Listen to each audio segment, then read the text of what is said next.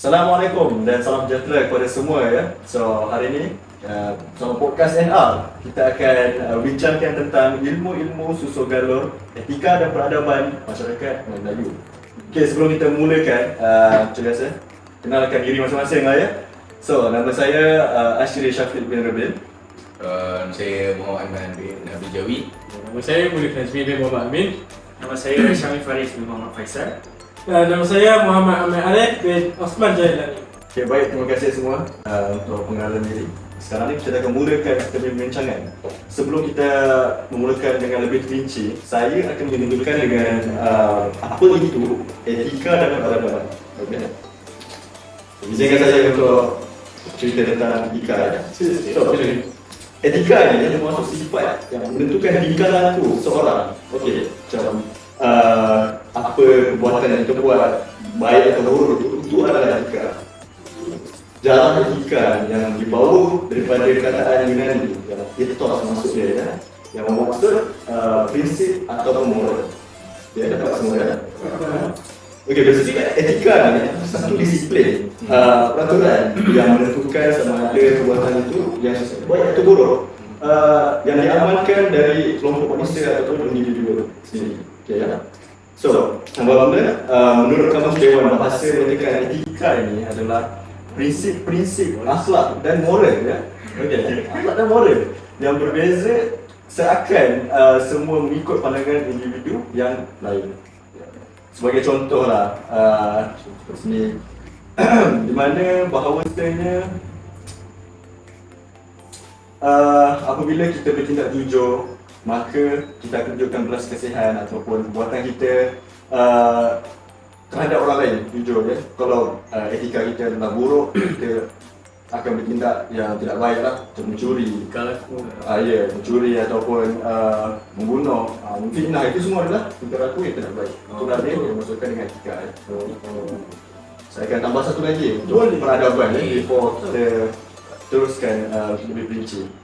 Peradaban ni dia datang daripada bahasa Inggerisnya adalah civilization. Ya, betul. So, berasal daripada perkataan Latin yang maksud bandar. Okey, ya, civilization itu adalah kota. Okey, dari segi istilah Melayu maksud ketamadunan. Okey, ketamadunan yang maju daripada pelbagai aspek. Para ilmuwan yang mendefinisikan adab ini menurut Ibnu Khaldun kata peradaban datang pada umran yang membawa maksud kawasan, okay, tanah ataupun rumah yang didiami oleh penduduk. Okey, penduduk yang maju lah kepada peradaban ya. Okey, sebelum meninggalkan Islam dekat masyarakat Melayu ni, peradabannya itu budaya adat itu semualah. Okey ya. So itulah dia sebuah sedikit pasal pengenalan mengenai etika dan peradaban. Okey, kita boleh teruskan lebih rinci dengan zaman-zaman susul galur. Teruskan ya. Okey, jadi bagi permulaan lah. So, saya start dulu lah, okey. So, mula-mula kita ada zaman pra-kolonial. Okay? Macam daripada segi perkataan pra-kolonial. Pra tu bermaksud sebelum. Dan kolonial bermaksud penjajahan. So, kita bercerita tentang zaman sebelum penjajahan. Okay. So, zaman sebelum penjajahan dari negara-negara kita dijajah oleh negara-negara Eropah kan. Seperti Portugis, kita bermula dengan Portugis, kemudian daripada Inggeris, Jepun semualah. Kemudian sebelum zaman penjajahan tu, kita punya tanah Melayu didiami oleh orang-orang asli dan juga orang-orang laut lah yang tertumpu kepada segi pertanian dan juga perikanan lah. Survival skill lah semua. So di abad dalam abad 15 macam tu, so mulalah Hindu Buddha dan juga pengaruh Islam masuk ke tanah Melayu kita menerusi apa? Perdagangan. Sebab kita berada di kedudukan yang strategik kan, tanah Melayu. So masa itulah munculnya kerajaan-kerajaan baru seperti kerajaan Melaka. So kita ada Johor Riau juga, Kesultanan Kesultanan bermula dari situlah. So mereka datang ni dia berdagang beratus lah. Macam madi hitam semua dia masa mahal kan masa tu.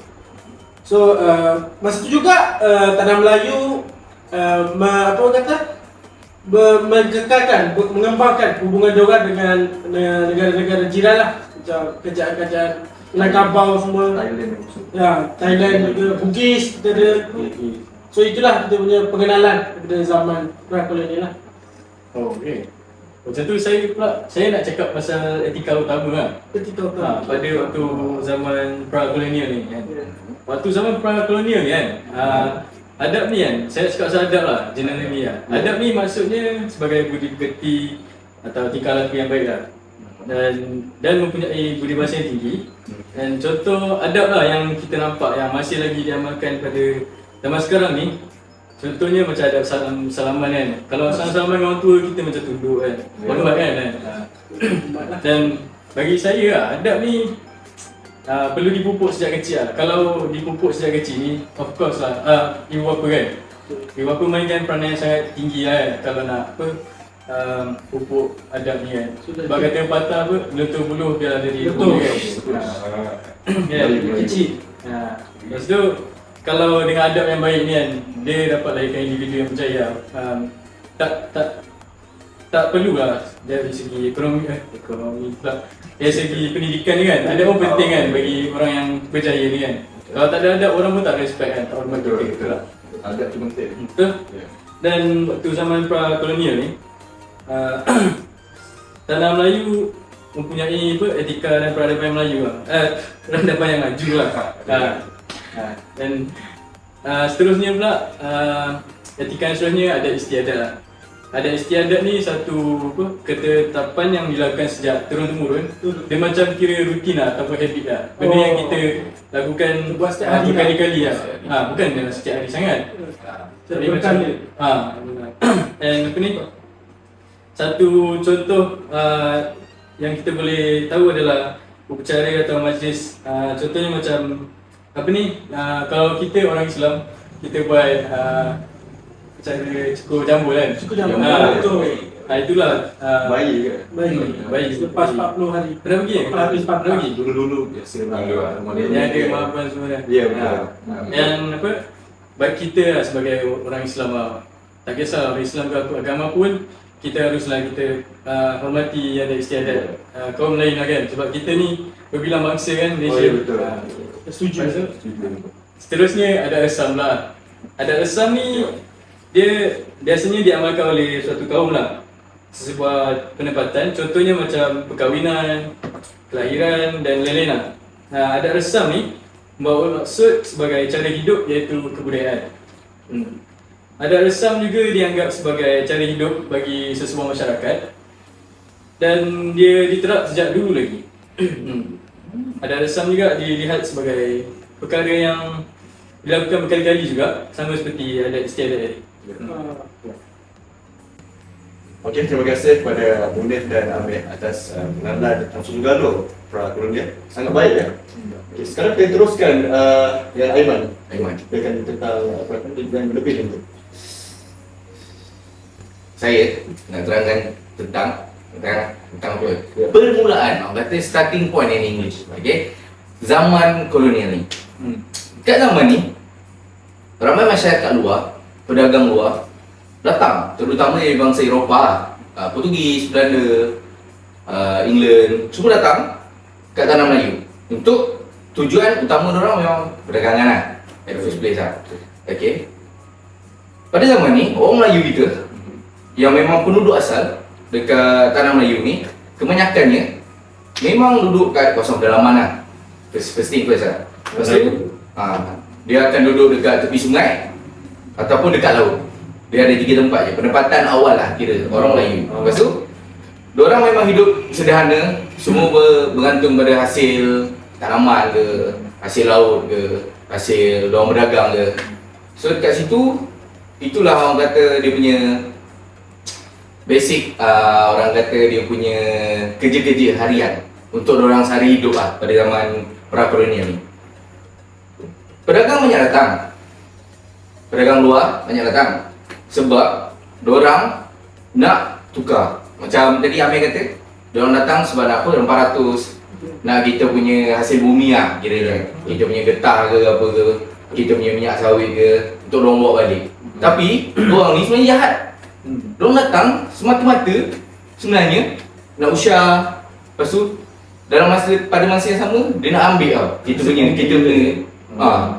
orang kata kita punya hak. Padahal kita punya hasil tanah lah orang kata dalam bahasa mudah.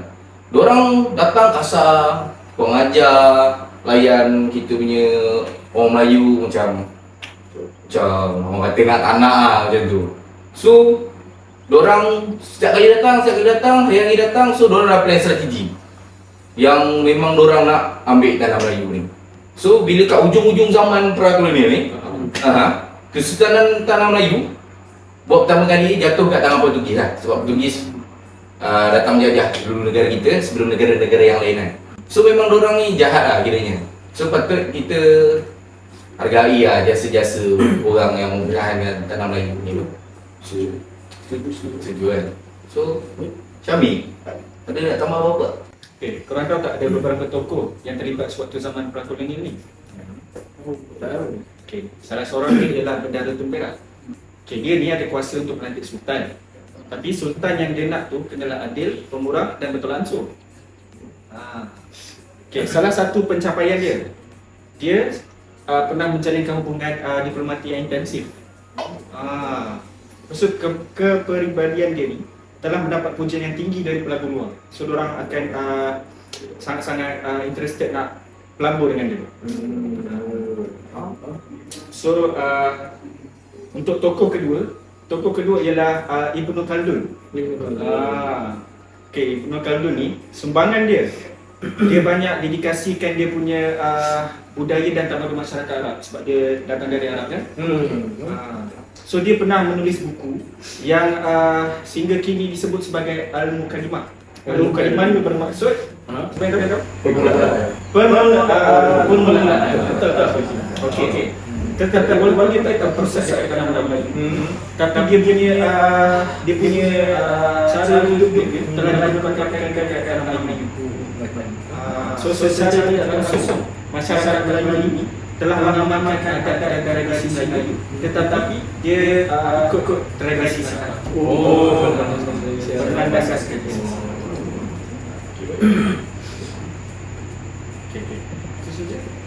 Okay, kita lanjut ya.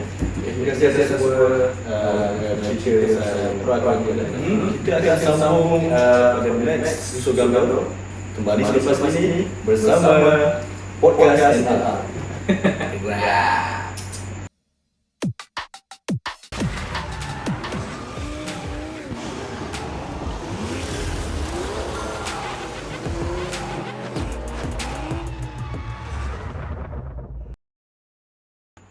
Okay, bertemu kembali kepada podcast NR kita. Kita akan teruskan dengan Susu Gaduh seterusnya, zaman kolonial. Persilakan, Unet. Zaman kolonial. Terus. Semua tahu ke? Zaman kolonial? Tahu. Zaman kolonial. Oh, okey. Zaman kolonial ni Dijajah Jajah apa? daripada orang-orang Eropah. Apa lah, dia boleh lah. Awak cerita, awak Okey lah. cerita. Zaman kolonial ni di mana tanah Melayu masih dijajah oleh Eropah dan Portugis. Zaman ni berlaku waktu tahun 1511 hingga 1997. Okey. Dan antara faktor lah utama yang menjadi maksud saya tanah Melayu dijajah ialah apabila kaum Melayu sendiri saling dengki lah. Diorang tak ada kata sepakat. Diorang macam macam dengki lah, macam ada je benda tak kena antara satu sama lain. Dan sebabkan perpecahan tu lah, pecahan kaum ni, pihak luar atau penjajah ni, diorang ambil kesempatan lah. Dan ada jugalah yang orang Melayu sendiri yang jadi pembelut dekat tanah Melayu sendiri. Dan penduduk tanah Melayu pada zaman itu jugalah hidup secara tradisional dengan adab dan etika Melayu yang wujud sejak dulu lagi lah. Dan adab dan etika waktu zaman dulu semuanya berlandaskan kepercayaan agama, adat dan adat besar.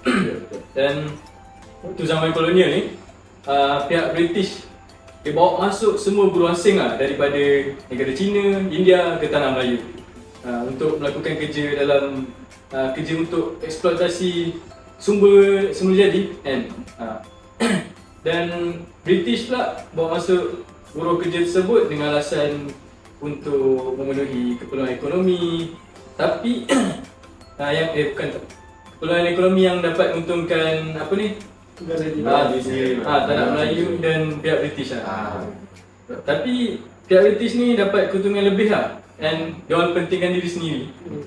Dan keputusan pihak British tu untuk membawa buruh asing ke Tanah Melayu sepanjang zaman penjajahan berlaku di Tanah Melayu di zaman kolonial ni, pihak penjajah banyak membawa perubahan lah kepada Tanah Melayu daripada segi adab dan etika. Sebab itulah kita Bawa masuk budaya dari luar kan. Dia mau cakap Melayu semua yang tu kan. Terus? Kemudian tadi dia dah terangkan pasal apa? Jadi kiranya dia punya sedikit sinopsis lah ataupun permulaan untuk zaman kolonial. Zaman kolonial ni dia bermula memang bila kita Tanah Melayu ni dijajah dengan oleh British ataupun negara Europe lah, negara Eropah. Okey. Diorang jajah kita punya negara Tanah Melayu, lepas tu diorang ambil kita punya hasil tanah macam Munik kata tadi. Lepas tu lagi satu, diorang memang bawa buruh Cina dengan India untuk tolong diorang kerja, untuk bawa semua hasil ni diorang nak jual balik ke negara diorang. So diorang nak buat duit dah, nak buat untung. Okey. Tapi bila diorang banyak sangat bawa buruh Cina dengan India masuk kat Tanah Melayu ni, jadi kita Tanah Melayu ni bukan ada satu kaum je. Kita akan jadi dua kaum. Pertambahan lagi dua kaum lah. So Cina dengan India. So bila diorang bawa buruh Cina dengan India, diorang ada banyak culture, diorang ada banyak agama, diorang ada banyak pegangan kan. So diorang pun menerapkan lah diorang punya prinsip hidup, diorang punya kepercayaan tu dekat Tanah Melayu. Disebabkan diorang dah datang kat sini, menetap sini, kerja kat sini. So kira diorang sebahagian daripada orang Tanah Melayu lah kiranya. Lepas tu penjajah ni jahat tak? Diorang datang pun diorang bawa satu fahaman dengan fahaman luar. Orang kata term sekarang ni budaya barat lah. Budaya barat ni basically dia orang kata dia punya asas tu dia punya agama sendiri lah, Kristian. So diorang memang liberal apa semua tu, semua diorang bawa. Berbeza dengan kita Islam. Okay? So memang apa yang diorang bawa kat sini pada zaman kolonial ni memang efek Malaysia, Tanah Melayu sampai sekarang lah. So sebab tu sekarang kita jadi berbilang bangsa, banyak kaum. So kita kena hidup dalam keadaan yang harmoni lah. Majmuk. Sebab kita ada banyak bangsa, kita kena hormat satu sama lain lah. Setuju kan? So aku rasa memang tu lah starting point untuk zaman kolonial. So kau ada tambah apa? Tadi Iman cakap yang penjajah bawa Cina, India kan, kita Melayu kan. So bila dia bawa Cina India ni, India ni dia punya ada bahasa dia orang, ada agama dia orang, ada percayaan, ada budaya kan. So dia orang tak akan lupakan, dia orang mesti akan praktikkan di Tanah Melayu. So zaman kolonial ni, etika utama orang Melayu bagi saya adalah dia punya sikap toleransi lah. Dari segi bahasa semualah, budaya, agama. So walaupun Cina dengan India dengan yang bukan agama Islam lah, dia praktikkan dia punya kepercayaan, kita bagi orang Islam kita tak halang. Kita sebab Rasulullah marah kita menghalang orang buat dia punya tu kita hormat dia orang. Tak adalah dia orang tengah merayakan dia punya budaya, kita pergi sepak dia orang, tak ada. Kita still hormat dia orang. So itulah, bila tu pun dia boleh berdamai lah dengan bangsa lain juga. Mengekalkan hubungan yang harmoni. Alhamdulillah. Kita sebagai masyarakat semua yang telah terbina daripada dulu kan sampai sekarang, itulah kekal perpaduan. Perpaduan. Itulah. Itu saja. Itu saja yang perlu di point out utama. Sangat terima kasih ya. Syami. Ya saya. Berarti tokoh. Terus apa yang awak dapat tokoh pada zaman kolonial ni? Okey, pada zaman kolonial ni. Ya. Okey, ada sesiapa dari Kelantan ke? Saya dari Kelantan. Okey, pernah dengar tentang Tok Janggut? Pernah. Pernah? Kami orang Kelantan, ini relasikan je. Ini idola kami lah. Okeylah, saya cerita sikit pasal Tok Janggut ni. Okey. Tok Janggut ni kalau lebih dikenali sebagai Haji Hassan dari Kelantan. Dia dari Kelantan dan orang kat sana lebih kenal dia sebagai Tok Janggut lah. Okay. So dia ni seorang yang sangat-sangat berani menentang British. Walaupun dia seorang yang sangat-sangat berani menentang British, tapi dia juga seorang yang sangat mendalami ilmu agama. Masya-Allah. So kebangkitan dia bila British saya cerita bila British datang nak menakluki kawasan Kelantan. Dia ada perkenalkan undang-undang baru, iaitu undang-undang tu boleh menjejaskan hak British, hak orang Melayu. Paling penting sekali, dia perkenalkan cukai. Cukai ni tak pernah ada dekat benda baru Dekat Kelantan lah. dekat Kelantan. So bila orang Kelantan dengan ni, orang Kelantan banyak lah. So paling yang tak setuju sekali Tok Janggut, sebab dia kan orang yang sangat dikenali dekat Kelantan. So Tok Janggut ni dia tak bersetuju dengan keputusan British ni. So dia merancang nak buat serangan untuk merampas semula pemerintahan orang British ni. Tetapi rancangan dia digagalkan oleh serbuan polis yang diketuai oleh pegawai kolonial Pasir Putih. Nampak tak? Orang Kelantan sendiri yang menggagalkan serangan dia. Orang sendiri orang Kelantan sendiri. So bila diorang dah serbu, Tok Janggut ni dia telah ditembak mati dan mati syahid. Dekat kampung dia sendiri, iaitu Kampung Pupuk. Walaupun Tok Janggut ni dah mati syahid, tapi perjuangan dia diteruskan oleh orang-orang Melayu dan orang-orang Kelantan. Okey, ada lagi tokoh ni? Okey, tokoh seterusnya ialah Haji Abdul Rahman Limbong.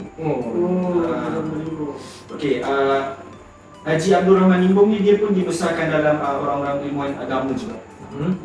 Terutamanya bapa dia. Sebab bapa dia pun seorang ulama. Ulama. Yang arif dalam agama. Okey. So beliau ni dikenali sebagai seorang yang mempunyai budi pekerti yang baik dan juga disegani ramah. So pendek kata, beliau ni sangat-sangat tegas, terutamanya dalam hal agama Islam. Dan bagi dia sendiri, hal agama Islam ni bukan sesuatu yang boleh kita pandang ringan. Sebagai umat Islam, beliau setuju kan? Saya rasa itu sahaja. So itulah dia cerita sedikit pasal zaman kolonial ni lah. Tengok tokoh yang telah perjuangkan rakyat Melayu dan agama Islam juga. Okey, kita akan moving on ke last pencahayaan, iaitu zaman pasca kolonial. Okey, silakan Saudara Iman. Okey, mulakan. Memang saya adalah orang yang selalu mulakan benda. Okey. Okey. Pasca kolonial. Okey. Pengenalan lah sikit. Pasca kolonial ni dia berlaku apabila kita dah merdeka pada tahun 1957 sehingga kini lah kiranya pasca kolonial ni. Pada zaman pasca kolonial ni, kita boleh tengok dalam 6 aspek utama lah.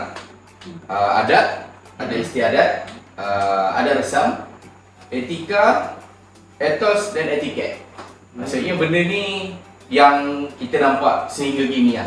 6 aspek ni kita boleh nampak kat negara Malaysia kita sekarang.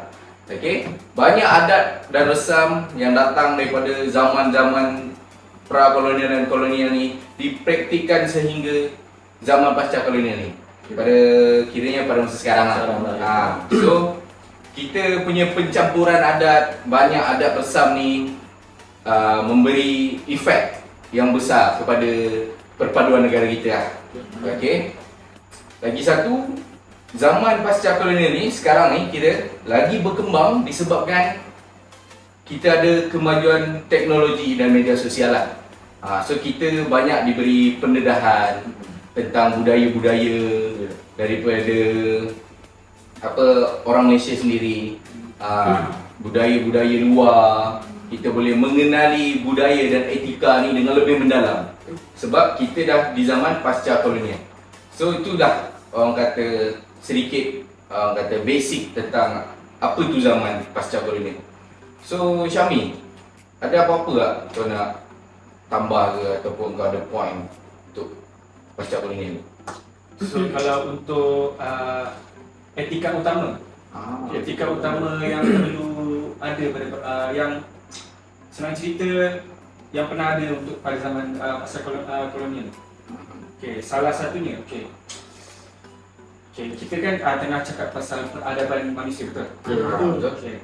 So peradaban manusia ni kita boleh dinilai dan diperhatikan berdasarkan kejayaan seseorang individu, keluarga atau masyarakat. So senang cerita dia bergantung kepada senang cerita satu kumpulan ni. So kita perlu tengok tahap mana dia bergantung kepada ilmu dan etika. So bila dia dah bergantung pada ilmu dan etika, confirm lah dia akan dapat sempurnakan diri dia sendiri, betul? Betul. So bila dia ada kemahiran yang berfikir secara luas dan terbuka, so dia akan senang cerita masyarakat kita tidak akan senang terpesong dari segi akidah dan ajaran Islam.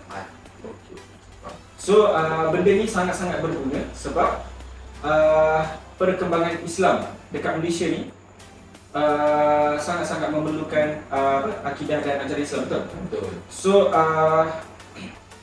So untuk mengembangkan perkembangan Islam di kalangan rakyat yang berbilang kaum dan bangsa, so peradaban ini perlu diguna pakai lah. So yang kedua, peradaban yang kedua ialah peradaban yang untuk mencapai kemajuan yang besar. So bila kita dah capai kemajuan yang besar, maafkan saya. So bila untuk kita mencapai kemajuan yang besar, okey, saya terangkan yang balik dekat etika Islam tadi. So bila kita nak capai kemajuan yang besar, kita perlu ada kita perlu menegakkan dan memuliakan etika Islam. Okey. So ini untuk mengelakkan peradaban yang itu untuk yang tak menghormati etika Islam. Okay, maksud saya peradaban yang tak bercanggah lah. yang bercanggah. So saya cerita kalau Islam. peradaban tu lain, so dia akan menolak Peradaban tu. bukan, dia akan jadi merosot lah. Dia akan jadi merosot dan ketinggalan. So saya cerita dari sudut lain. So ni juga boleh jadikan usaha untuk mencapai keamanan dunia dan di akhirat. Yang paling penting kita akan memperolehi keberkatan daripada Allah SWT. So pendek kata, kalau boleh tengok masyarakat kita sekarang, dia jadi macam tu sebab penjajahan orang British waktu zaman dahulu. Sebabkan penjajahan British waktu zaman dahulu, so rakyat Malaysia kita ni dia jadi macam malas berfikir lah, dan lebih kepada mementingkan diri. So kalau kita tengok sampai hari ni, kita boleh tengok masyarakat Melayu kita ni sampai sekarang ditindas dan selalu dipinggirkan oleh masyarakat lain. Itu saja. Itu sajalah. Okey. Saya setiap zaman tu ada tokoh kan? Betul. So pada zaman pasca ni, apa yang saya tahu lah, tokoh yang dinaikkan adalah Allahyarham Tun Haji Abdul Razak bin Datuk Hussein lah. Beliau merupakan ahli politik yang dia start berkhidmat waktu tahun 1970 hingga 1976. Beliau digelar sebagai bapa pun tahu apa? Kau tahu. Tahu. Kau tahu. Bapa pembangunan dan diberi tugasan untuk mewujudkan parti politik Barisan Nasional. Dan beliau mentadbir negara selama beberapa dekad lah. Bukan beliau, maaf saya. Ni parti politik tu. Barisan Nasional. Sampai sekarang ada lah. Dia ada sekarang. Okay. Dan beliau juga telah melaksanakan beberapa dasar ekonomi baru untuk membanteras kesengsaraan dan kesulitan masyarakat yang tak nasib baiklah. Dan usaha ini untuk memperbaiki kerugian ekonomi negara. Sekaligus untuk meninjau pembentukan negara dan rancangan bandar yang baiklah. Dan segala jasa beliau baktikan untuk negara jelas menunjukkan etika pembangunan sebagai salah satu ikhtiar dalam menghasilkan transformasi yang tersusun dan matlamat yang jelas untuk membangunkan negara masyarakat yang berdaya saing. Okay. Dan seterusnya pula lah tokoh yang saya tahulah, Allahyarham Tun Hussein On atau Tun Hussein bin Datuk On. Beliau merangkap Perdana Menteri Malaysia yang ketiga yang menggantikan Allahyarham Tun Haji Abdul Razak bin Datuk Hussein yang meninggal dunia pada usia 53 tahun akibat penyakit leukemia yang dihadapinya. Beliau ni dikenali dan dilabel sebagai bapa perpaduan dan beliau menitik beratkanlah isu perkauman dengan harapan beliau untuk membaiki tahap etnik dan di kalangan masyarakat yang wujud di Malaysia ni. So beliau ni ambil berat masalah perkauman yang tercetus lah dan bangkit dengan menggunakan undang-undang dan peraturan yang cenderung ke arah harapan untuk mempertimbangkan keadilan kaum lah. Dan ini berdasarkan peristiwa yang berlaku pada 20 April 1981 di mana wujudnya skim amanah saham Malaysia, Nasional Malaysia yang dibuka khusus untuk memberi peluang kepada masyarakat Bumi Putera yang ada di Malaysia untuk melabur dan dijadikan sebagai tempat simpanan untuk mendapatkan keuntungan dalam waktu yang panjang. Baik. Jadi Munir bagi tahu ada dua tokoh dia. So saya nak tambah lagi dua tokoh. Lagi dua juga. So first saya nak cerita tentang tokoh pertama itu Tun Dr. Mahathir kita. The only two-time Prime Minister of Malaysia, right? So Tun Mahathir kita diberi gelaran sebagai bapa pemodenan Malaysia.